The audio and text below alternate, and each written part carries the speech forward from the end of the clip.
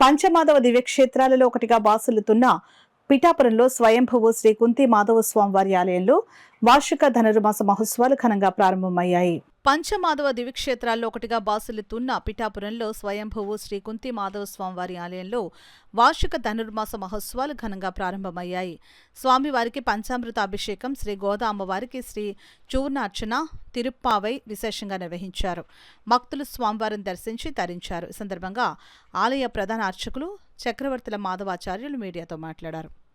4 గంటల 30 నిమిషాలకి స్వామివారికి విశేషమైన పంచామృతాభిషేకము, సహస్రనామార్చన, గోదావరి శ్రీచూర్ణమార్చన, తదనంతరం తిరుప్పావై ద్రవిడ ప్రబంధ పారాయణ, తీర్థప్రసాద వినియోగము, అమ్మవారు మానవీధుల గ్రామోత్సవము తదుపరి కార్యక్రమాలన్నీ కూడా వైభవంతంగా నిర్వహించుటకు కుంతి మాధవ స్వామి యొక్క కార్యనిర్వహణాధికారి కుంతి మాధవ భక్త బృందం శ్రీ కంజల భూలోకరామ పెద్రసు చేత ఈ కార్యక్రమాలన్నీ కూడా కట్టుదిట్టమైన ఏర్పాట్లన్నీ జరిగాయి.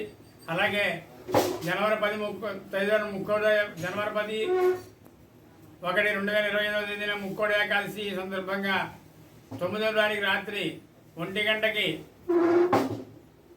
పంచామృతాభిషేకము, సహస్రనామార్చన, తదుపరి అమ్మవారి యొక్క శ్రీచూర్ణమార్చన, తిరుప్పావై, ద్రవిడబంధ పారాయణ, అధ్యయనోత్సవాల ప్రారంభము, స్వామివారి ఉత్తర ద్వార ప్రవేశము జరుగుతుంది.